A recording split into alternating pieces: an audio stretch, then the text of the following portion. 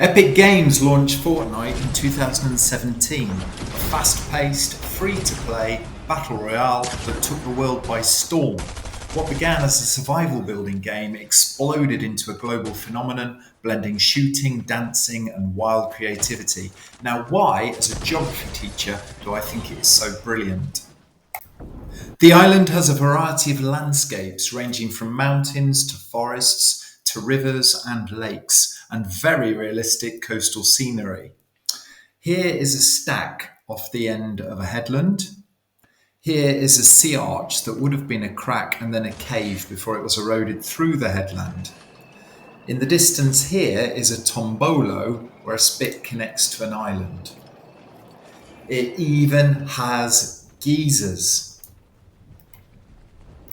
I'm going to play this scene a little longer because it ends in a great double kill. Water expands when it is heated. So if water in a confined space is heated underground, it can expand up and out of cracks, forming eruptions of water, known as geysers. The Strokker geyser in Iceland erupts every 6 minutes, and Old Faithful in the USA erupts about every 90 minutes. The map is also realistic. Snow and ice forms on the top of mountains because for every 100-metre rise in altitude, it gets 1 degree centigrade colder. That's why temperatures at the top of Mount Everest are never above freezing.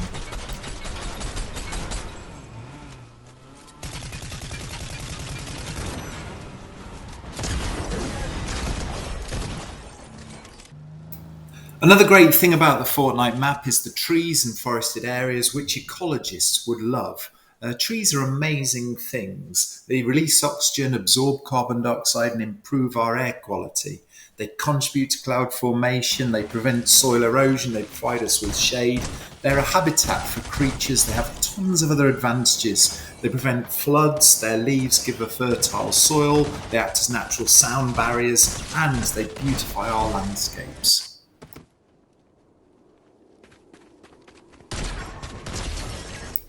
I'm also impressed with the streams, rivers and waterfalls to be found on the map. Rivers are deepest and have most erosive power in their centre. The exception is where there's a river bend or meander. Momentum here will move water to the outside of the bend, causing it to be deeper there. Here is a confluence where two rivers join each other. There are a few mighty waterfalls on the map. Where a river runs over a harder rock, such as granite, and then a softer rock, like clay, the softer rock will erode away quicker, leaving the drop. Hydraulic action and abrasion are the erosion types responsible. At the base of a waterfall is a plunge pool. Waterfalls erode backwards up their valleys, creating a landform known as a gorge. Here are a couple of long-distance eliminations I'm quite proud of.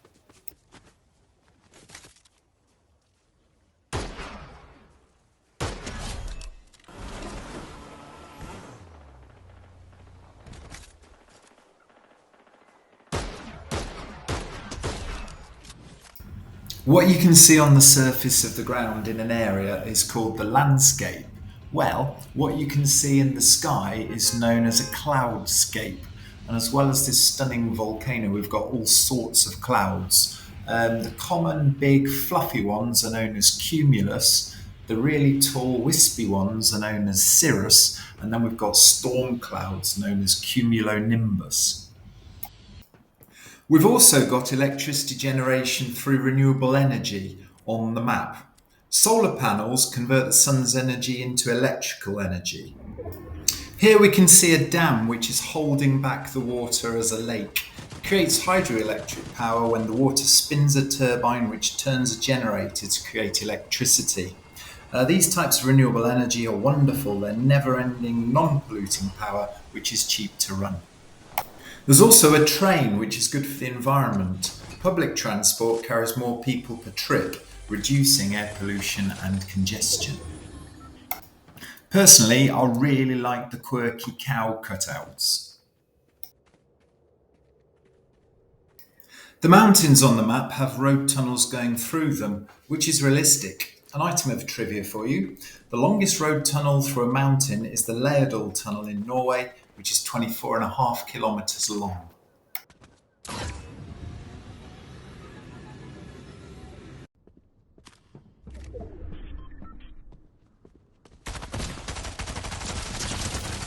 We can explain evolution through natural selection using the Fortnite map. In Fortnite, 100 players drop into the map. Everyone's a little different. Some are really good at building, some are better at aiming, some land in smart spots, and some just run around in the open. Now think about this like evolution. Number one, variation. Just like animals in nature, Fortnite players aren't all the same. Some players are fast builders, others are sneaky hiders, some are amazing at aiming. Number two, survival. The storm shrinks, enemies attack, players who use better strategies or have useful skills survive longer. For example, a player who has a better chance than one who just stands there. Number three, reproduction. In nature, survivors pass their traits to the next generation. In Fortnite, imagine if the winning players could teach their skills directly to the next batch of players. Over time, more and more players would get good at winning strategies. Finally, number four, change over time. After many rounds, the average skill of Fortnite players changes. Maybe everyone gets faster at building or better at aiming because those traits or characteristics helped players survive and stick around. So natural selection in real life is like the Fortnite storm and battles deciding which strategies and traits survive. Nature is the battleground, and the winners are the ones whose traits help them survive long enough to pass them on. That's it for this video. Of course, there are other geographical aspects of the map that haven't been covered. If you've got any questions or queries, please comment below, and hope you've enjoyed it.